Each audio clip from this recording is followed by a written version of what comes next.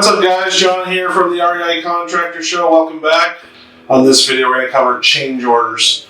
Change orders is one of those things that's a dark horse in the industry and can lead to a lot of problems if not handled properly.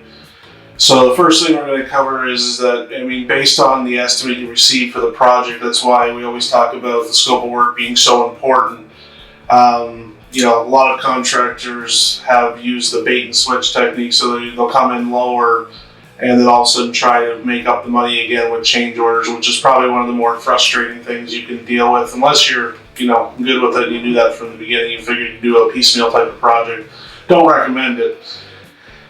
Change orders are something that you have to, as I said before, extremely careful with, but there's a few things about them. Obviously, one, we want to know all the details that are going to go into the change order.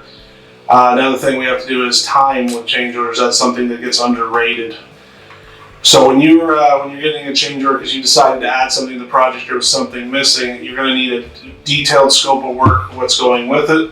And also we want to know how much longer that's going to add to the project, because if that doesn't get communicated, and say you had a 12-week project timeline, you add a change order and it goes line, you can't really get mad. That's why it's important to discuss it. When it comes to, let's say, actually in the scope of work, we want to know what's defecting, what's subtracting. And what I mean by that is that, okay, so obviously there was some sort of process involved with whatever step that you're getting a change order. So are we going to subtract what we were going to do so we can add in? If we don't ask that question, then all of a sudden you can be paying for something twice, and maybe not facetiously, but it happens.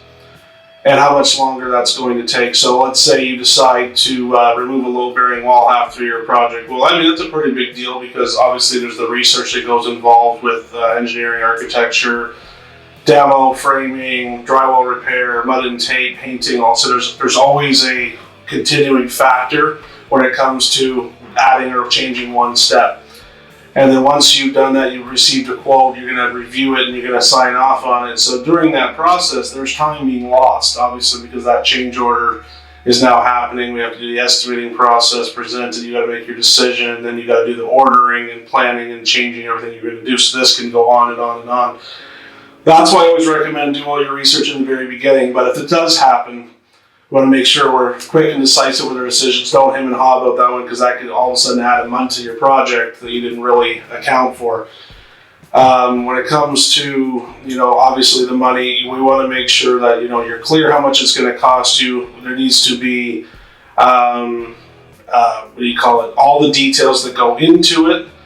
And obviously, as I said before, at the time. And once you've made that decision, make sure that both of you have a copy it's both signed off on. Make sure there's signatures, there's dates, there's everything, because more problems happen at the end of a project with a fight over a change order because the communication broke down, or you thought that was just included, or you simply just forgot about it, because time, we lose our memories. So all of a sudden something you agreed to 2 months ago, it could have been a small thing, you're like, where's this extra charge coming from? And all of a sudden you forgot, or they forgot, or they didn't communicate, or you didn't get a price, and they said, yeah, just do that and bill me for it, and all of a sudden now you get a bill that you weren't expecting. And it leads to the most problems. This is where most lawsuits, disagreements, time things come over, is not handling change orders properly. And to be honest, on the contractor side, change orders are one of the number one factors that attribute to contractors going out of business long term, because they don't handle change orders properly, or they don't price them right, or they forget to bill them. And that's why it's important. So for us, if a change order gets signed, we take a 50% deposit when its work is done. Not part of the regular payment schedule, just for the change order, we take the other 50%. Nothing's forgotten, everything's signed off on, and you want to make sure you have a summary of the total charges at the end, so all of a sudden you didn't realize how much is added up on. If you plan correctly and you work with somebody that's going to go through all the details, really there should be very minimal, if not any, change orders. But if you're trying to piecemeal it, obviously there's going to be quite a few, so you want to make sure you keep track of it so you know what your total project costs are going to be.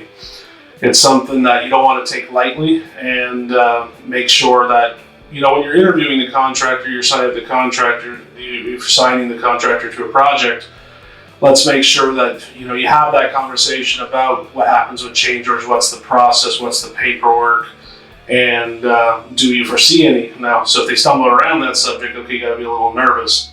I'm pretty confident in our bids, so really the only time we ever charge change orders if the customer asked for something extra or there was some act of God unforeseen thing where the city mandates it. We're pretty proud of that, but that's not how everybody else works. So that's why you want to ask these questions. That's pretty much what I got to do with this subject. Feel free to reach out. Please like and subscribe, and we'll see you in the next one.